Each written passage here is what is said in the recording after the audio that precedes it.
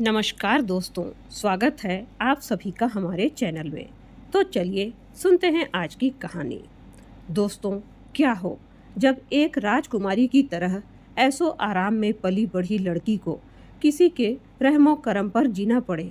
क्या हो जब वह लड़की अपने किस्मत की मार पर दिन रात आंसू बहाए। क्या हो जो अत्याचार करने वाला हो उसका पासा ही पलट जाए। और क्या हो जब सच्चाई सबके सामने आने पर एक अनाथ लड़की जिसके माँ बाप नहीं हो, जिसे नौकरानी की उपाधि दे दी गई हो, लेकिन हाँ, किसी सच्चे इंसान की नज़र उस पर पड़ते ही वह अनाथ ऊंचा मुकाम हासिल कर ले। जब झूठ हार जाए और सच जीत जाए तब तो खुशी दो गुनी हो जाती है। दोस्तों, हमारी आज की कहानी भी एक ऐसी ही लड़की की है जिसकी अच्छाई को दबाकर उसे हमेशा हमेशा के लिए कूड़े करकट की तरह एक किनारे कर देने की साजिश की जाती है।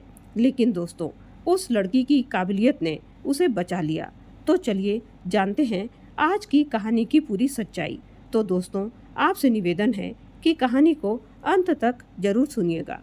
सोनाली ने जैसे ही अपनी आंखें अस्पताल के बिस्तर पर खोली तो उसे समझ में नहीं आया कि वह कहाँ है। वह घबराकर जब इधर उधर देखने लगी तो उसके चाचा दीनानाथ जी दौड़कर उसके पास गए और कहा, सोनू बेटा, तुम्हें डरने की जरूरत नहीं है, हम सब हैं तेरे पास। सोनाली को समझ में नहीं आ रहा था कि वह कहाँ है और उसके चाचा ऐसा क्यों कह रहे हैं। उसने कांपती आवाज में धीरे से कहा, चाचा, मैं कहाँ हूँ और आप ऐसा क्यों कह रहे हैं। दीनानाथ जी को लगा उन्होंने सोनाली से गलत बात कह दी। उन्हें लगा शायद सोनाली को वह भयंकर हादसे वाली बात याद होगी, लेकिन सोनाली शायद उस बात को भूल गई थी जब उसके मम्मी पापा उसे लेने उसके स्कूल गए थे। जब वह पिकनिक टूर से वापस आई थी, वह तो इतनी ज़्यादा खुश थी कि वह अपने मम्मी पापा से मिलकर सिर्फ वही बातें करती रही जहाँ जहाँ उसने जो जो चीज़ें देखी थी, जहाँ जहाँ वह घूमी थी। उसे क्या पता था कि उसके पिता उसकी बातों में इतने खो जाएंगे और कार का संतुलन बिगड़ जाने से कार एक पेड़ में ही टकरा जाएगी। वह तो अपने ही धुन में बातें बताती रही। उसके मम्मी पापा की एक्सीडेंट के बाद मृत्यु भी हो गई तो उसे पता ही नहीं चला, क्योंकि वह तो बेहोश हो गई थी और पूरे 40 दिनों के बाद सोनाली को होश आया था। लेकिन अब सोनाली काफ़ी ठीक थी। उसने अपने चाचा से पूछा कि उसके मम्मी पापा कहाँ हैं, तो दीनानाथ जी ने उसे बता दिया कि उसके पापा बिजनेस के सिलसिले में विदेश गए हैं, क्योंकि उसके पापा बहुत बड़े बिजनेसमैन थे। सोनाली ने बचपन से गरीबी नहीं देखी थी, लेकिन सोनाली के पापा आनंद राठौर के जाते ही उसका बिजनेस पूरी तरह से ठप पड़ गया और कंपनी दिवालिया घोषित कर दी गई। अब सोनाली के जीवन यापन के लिए फूटी कौड़ी तक नहीं बची। सोनाली के चाचा दीनानाथ को सोनाली के ऊपर दया आ गई और उन्होंने उसे अपने साथ अपने घर ले गए। सोनाली बचपन से राजकुमारी की तरह पली बढ़ी है, यह तो उसकी चाची राधिका भी अच्छी तरह से जानती थी। इसलिए शुरू शुरू में तो सोनाली के साथ उसने अच्छा ही व्यवहार किया, लेकिन धीरे धीरे जैसे जैसे वक्त का पहिया घूमता गया, राधिका ने अपना रूप दिखाना शुरू कर दिया। उसने सोनाली के साथ दुर्व्यवहार करना शुरू कर दिया। राधिका ने शुरू शुरू में तो अपनी बेटियों और सोनाली के साथ चोरी छुपे भेदभाव किया, फिर धीरे धीरे अपने पति के सामने वह खुलकर सोनाली के साथ भेदभाव करने लगी। दीनानाथ ने राधिका को समझाने की बहुत कोशिश की कि सोनाली भी हमारी बेटी की तरह ही है, उसके साथ ऐसा भेदभाव न करे, लेकिन राधिका उसकी बात मानने की बजाय और भी ज़्यादा लड़ाई झगड़े करना शुरू कर देती, जिससे घर के साथ साथ पास पड़ोस का माहौल भी खराब होने लगा।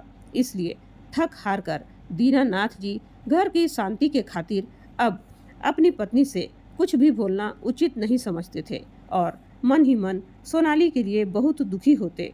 अब तो राधिका का उस घर में एक छत्र राज्य हो गया था और सोनाली के साथ राधिका और उसकी दोनों बेटियां ऐसा व्यवहार करती मानो वह उस घर की नौकरानी हो। वैसे तो दीनानाथ भी बहुत अमीर नहीं था। अब परिवार में एक और सदस्य के बढ़ जाने से राधिका पहले से भी ज़्यादा चिड़चिड़ी हो गई थी। इसलिए वह कभी भी सोनाली को तो कभी दीनानाथ को ताने देती रहती। समय बीतता गया। सोनाली की उम्र लगभग 22 वर्ष हो चुकी थी, लेकिन उसके चेहरे पर कभी मुस्कान दिखाई नहीं दी। वह हर वक्त डरी सहमी ही रहती थी। अगर कभी थोड़ी खुलकर बोल भी लेती तो राधिका और उसकी दोनों बेटियां प्रीति और सुहाना के कलेजे में सांप लौटने लगता। वे लोग उसे डरी सहमी दब्बू सी लड़की की तरह ही देखना चाहते थे, ताकि वह प्रीति और सुहाना से आगे न बढ़ सके, क्योंकि कुदरत ने एक चीज सोनाली को प्रीति और सुहाना से ज्यादा दी थी। वह थी उसके चेहरे की सुंदरता और शालीनता, जिसे देखकर वे माँ बेटी जल भून जाती जब कोई सोनाली की तारीफ कर देता। सोनाली को परिवार के सभी लोगों के साथ सोने बैठने की आज़ादी नहीं थी। उसके लिए घर के पीछे बने सबसे छोटे कमरे में, जहाँ कोई सुविधा भी नहीं थी, वहाँ उसे रहने दिया जाता था। राधिका के मन में सोनाली के लिए कभी कोई अपनापन नहीं रहा। वह उसके लिए हमेशा परायेपन का भाव ही रखती थी। वह उसे हर छोटी बात पर ताने देती। राधिका की दोनों बेटियां प्रीति और सुहाना की हर ख्वाहिश पूरी की जाती। उनके लिए नए कपड़े, मिठाइयाँ, अच्छा खाना बनता। उनके लिए हर सुविधाएं मौजूद थी, लेकिन सोनाली के हिस्से में सिर्फ काम, ताने और जिल्लत ही मिलता। सोनाली को जवाबदारी दी गई थी। सुबह सबसे पहले उठना, घर के लिए पानी भरना, झाड़ू पोछा करना, बर्तन धोना और फिर पूरे घर की रसोई संभालना। यही उसकी रोज की जिंदगी बन चुकी थी। उधर प्रीति और सुहाना अच्छे कपड़े पहनकर कॉलेज चली जाती थी, दिन भर अपनी दुनिया में खुश रहती थी, और सोनाली घर की चार दीवारी में कैद रह जाती थी। सोनाली ने बचपन से अपने लिए अच्छे शब्द बहुत कम सुने थे।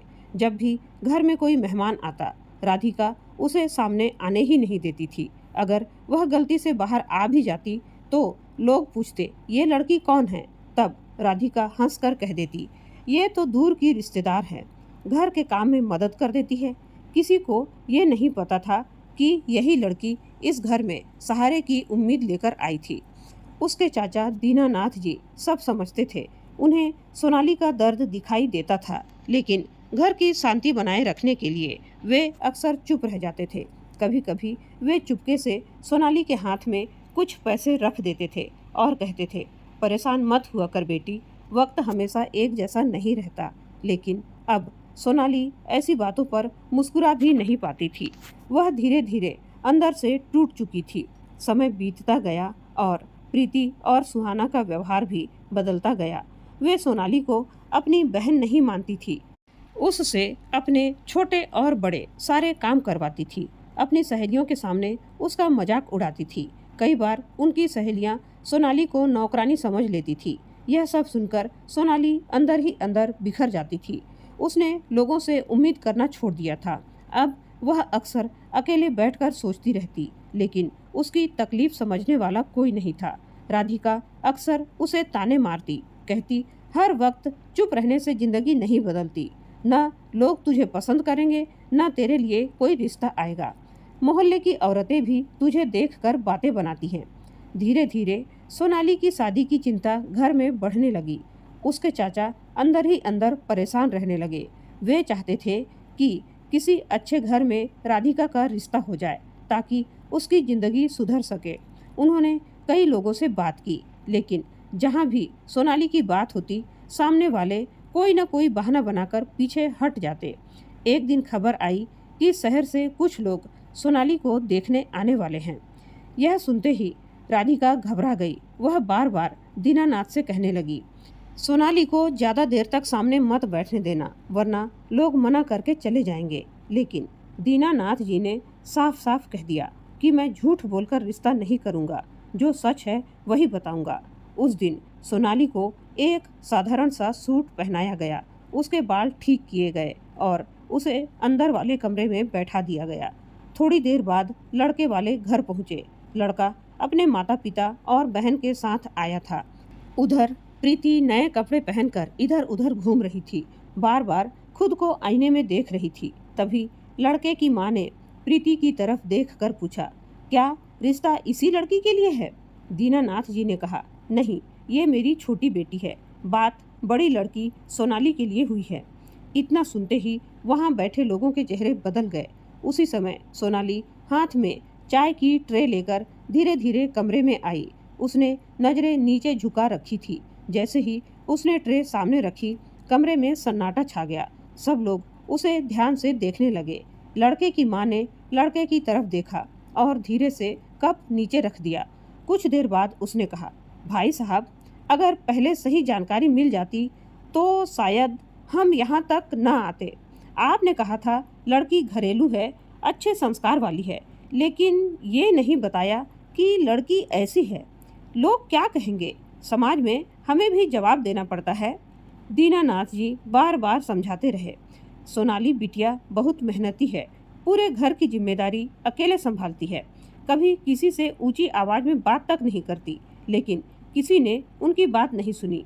लड़के की बहन मुस्कुराकर बोली, आजकल लोग सिर्फ स्वभाव ही नहीं देखते, दुनिया दिखावा भी देखती है। इतना कहकर वे लोग बिना चाय पिए वहां से चले गए। उनके जाते ही राधिका का गुस्सा फूट पड़ा। वह जोर जोर से चिल्लाने लगी, मैंने पहले ही कहा था इसे सामने मत लाना, आज फिर हमारी बेइज्जती हो गई।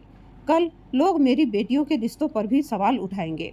सोनाली चुपचाप सब सुनती रही, फिर धीरे से अपने कमरे में चली गई। उसने अंदर जाकर दरवाजा बंद कर लिया। उस रात वह देर तक आईने में खुद को देखती रही। उसकी आंखों से आंसू रुक नहीं रहे थे। वह बार बार खुद से एक ही सवाल पूछ रही थी, क्या किसी इंसान की पहचान सिर्फ उसके चेहरे से होती है? क्या अच्छे दिल की कोई कीमत नहीं होती? रोते रोते उसने खुद से एक वादा किया, अब वह किसी से ज्यादा उम्मीद नहीं लगाएगी और शायद अब उसे अपनी जिंदगी खुद ही संवारनी पड़ेगी। धीरे धीरे दिन बीतने लगे। सोनाली पहले की तरह घर के कामों में लगी रहती, सुबह से रात तक बस काम ही काम। लेकिन अब उसके अंदर कुछ बदल चुका था। उसने शिकायत करना छोड़ दिया था। उसे अब किसी से कोई उम्मीद नहीं थी। उधर उसकी चाची राधिका अपनी दोनों बेटियों के लिए बड़े बड़े सपने देखने लगी थी। वह चाहती थी कि प्रीति और सुहाना की शादी किसी बहुत अमीर घर में हो, ताकि पूरे मोहल्ले में उसका रुतबा बढ़ जाए। हर दिन वह नई नई जगह रिश्तों की बात करती और हर बार सोनाली को नजरअंदाज कर देती, जैसे वह इस घर का हिस्सा ही न हो। उधर दीनानाथ जी यानी सोनाली के चाचा अब पहले से ज्यादा चुप रहने लगे थे। लोगों की बातें सुन सुनकर वे अंदर से टूट चुके थे। उन्हें लगने लगा था कि शायद सोनाली की जिंदगी ऐसे ही गुजर जाएगी। फिर एक दिन मोहल्ले में एक बड़ी खबर फैल गई। शहर के मशहूर कारोबारी दशरथ मित्तल अपने बेटे की शादी के लिए लड़की देख रहे थे। उनका बेटा सिद्धार्थ मित्तल विदेश से पढ़ाई करके लौटा था। बहुत पढ़ा लिखा था, बहुत समझदार और बहुत ही अमीर था। पूरे इलाके में उसी की चर्चा थी। लोग कहते थे बड़े बड़े घरों से रिश्ते आ रहे हैं, लेकिन उनका परिवार ऐसी लड़की चाहता है जो घर संभालना जानती हो, जिसके अंदर सादगी हो, जिसका दिल साफ हो। यह सुनते ही राधिका के मन में लालच जाग गया। उसने तुरंत सोचना शुरू कर दिया, अगर प्रीति या सुहाना का रिश्ता उस घर में हो जाए तो उनकी किस्मत बदल जाएगी। उसने अपने जान पहचान वालों के जरिए अपनी बात मित्तल परिवार तक पहुंचाई। कुछ दिनों बाद जवाब आया, वे लोग लड़की देखने आने को तैयार हैं। यह खबर सुनते ही घर का माहौल पूरी तरह बदल गया। सुबह से ही साफ सफाई शुरू हो गई। नए पर्दे लगाए गए, अच्छे बर्तन निकाले गए, महंगे मिठाई के डिब्बे मंगवाए गए। प्रीति और सुहाना को पार्लर भेजा गया।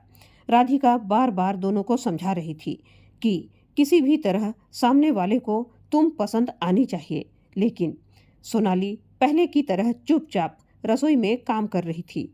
सारी तैयारियों का बोझ फिर उसी के कंधों पर डाल दिया गया था। कभी खाना बनाओ, कभी साफ सफाई करो, कभी सामान सजाओ। राधिका ने जाते जाते उसे सख्त आवाज में कहा था, ध्यान रहे, मेहमानों के सामने गलती से भी मत आना।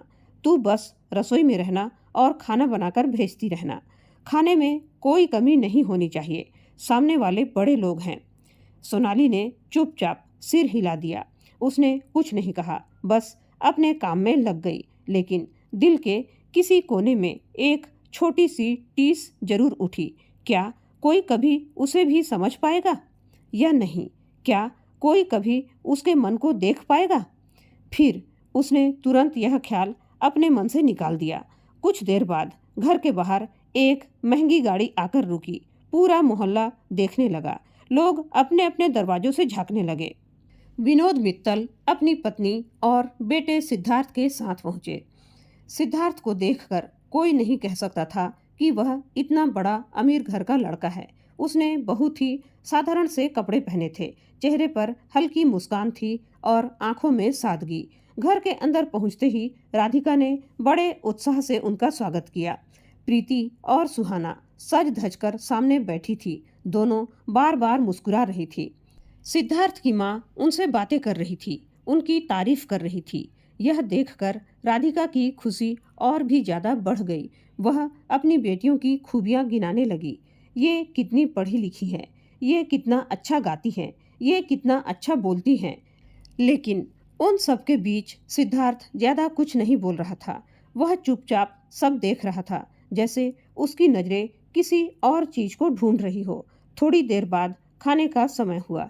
जैसे ही खाना मेज पर रखा गया, उसकी खुशबू पूरे कमरे में फैल गई। सिद्धार्थ ने पहला निवाला लिया और अचानक रुक गया। उसने अपनी माँ की तरफ देखा। उनकी आंखों में भी हैरानी थी। खाना बहुत ही स्वादिष्ट था। सिद्धार्थ ने तुरंत पूछा, ये खाना किसने बनाया है? यह सुनते ही राधिका जल्दी से बोली, प्रीति ने बनाया है। उसे खाना बनाने का बहुत शौक है। सिद्धार्थ ने प्रीति की तरफ देखकर मुस्कुराते हुए पूछा, अच्छा, फिर तो तुम्हें मसालों की अच्छी खासी समझ होगी। प्रीति अचानक घबरा गई। उसे समझ में नहीं आ रहा था कि वह क्या कहे। वह बात बदलने लगी। तभी सिद्धार्थ सब समझ गया। उसने शांत आवाज में कहा, जिसने भी खाना बनाया है उसने बहुत मन लगाकर बनाया है। मेहनत की पहचान छुपती नहीं। कमरे में अचानक सन्नाटा छा गया। कुछ पल बाद दीनानाथ जी ने धीरे से सच बता दिया, यह खाना सोनाली ने बनाया है। यह सुनते ही सिद्धार्थ ने कहा, अगर ऐसा है तो मैं उनसे मिलना चाहूँगा। राधिका तुरंत बीच में बोल पड़ी, अरे रहने दीजिए ना, वो सामने आने से झिझकती है। लेकिन सिद्धार्थ ने मुस्कुराकर कहा, कोई बात नहीं, अगर वह सहमत हो तो उन्हें बुला लीजिए। दीनानाथ जी तुरंत अंदर गए। उस समय सोनाली रसोई में बर्तन समेट रही थी। उसके हाथों पर आटे और मसालों के निशान थे। दीनानाथ जी ने धीरे से कहा, बेटी, वे लोग तुमसे मिलना चाहते हैं। यह सुनते ही सोनाली घबरा गई। उसने कहा, चाचा, मैं ऐसे कैसे जाऊं? मेरे कपड़े भी ठीक नहीं हैं। दीनानाथ जी ने प्यार से कहा, तुम जैसी भी हो वैसे ही बहुत अच्छी हो बेटी, चलो। सोनाली धीरे धीरे कदम बढ़ाती हुई कमरे की ओर चल पड़ी। उसका दिल जोर जोर से धड़क रहा था। उसे लगा शायद फिर वही होगा। फिर कोई उसे देखकर मना कर देगा, फिर कोई उसे ताने देगा, फिर कोई उसके चेहरे पर सवाल उठाएगा। लेकिन उसे क्या पता था, इस बार उसकी जिंदगी बदलने वाली थी। सोनाली धीरे धीरे कमरे में दाखिल हुई। उसने सिर झुका रखा था। साधारण से कपड़े, चेहरे पर थकान और आंखों में झिझक थी। उसे लग रहा था जैसे सबकी नजरें उसी पर टिकी हुई हैं। राधिका ने नजरें फेर ली। उसे पूरा यकीन था कि अब ये रिश्ता भी टूट जाएगा। लेकिन तभी सिद्धार्थ की माँ ने बहुत प्यार से कहा, बेटी, घबराओ मत, इधर आकर बैठो। सोनाली ने धीरे से नजर उठाई। पहली बार किसी की आवाज में उसे अपनापन महसूस हुआ। वह चुपचाप बैठ गई। कमरे में कुछ पल के लिए सन्नाटा छा गया। सबकी नजरें अब सिद्धार्थ पर थी। सब इंतजार कर रहे थे कि वह क्या कहेगा। सिद्धार्थ कुछ पल तक सोनाली को देखता रहा। फिर उसने अपनी माँ की तरफ देखा और मुस्कुराकर कहा, अगर मैं शादी करूँगा तो इसी लड़की से करूँगा। यह सुनते ही पूरा कमरा हैरान रह गया। राधिका के चेहरे का रंग उड़ गया। प्रीति और सुहाना एक दूसरे को देखने लगी। उन्हें अपने कानों पर भरोसा ही नहीं हो रहा था। सिद्धार्थ की माँ भी मुस्कुराई। उन्होंने कहा, मुझे भी यही लड़की सबसे अच्छी लगी।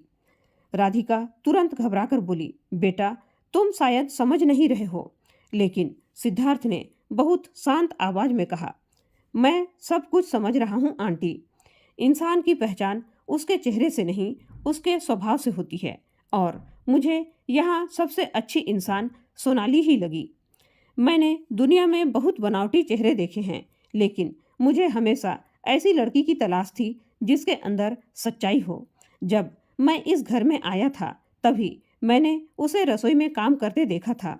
वह बिना किसी शिकायत के सबकी जिम्मेदारियां निभा रही थी। फिर मैंने उसके हाथ का खाना खाया। उस खाने में मेहनत भी थी और अपनापन भी था। जब मैंने उसकी आंखों में देखा तो वहाँ घमंड नहीं था, सिर्फ सादगी और सच्चाई थी। आजकल ऐसे लोग बहुत कम मिलते हैं। फिर सिद्धार्थ अपनी माँ की तरफ देखकर बोला, चेहरे की चमक कुछ समय के लिए होती है माँ, लेकिन इंसान का स्वभाव पूरी जिंदगी साथ रहता है।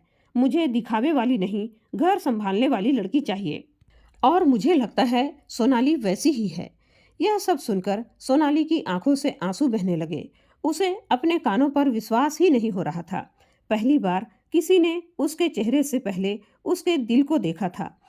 उसके चाचा दीनानाथ जी, उनकी आंखें भी भर आई। वो चुपचाप भगवान का धन्यवाद कर रहे थे, लेकिन उधर राधिका और उसकी बेटियों के चेहरे उतर चुके थे।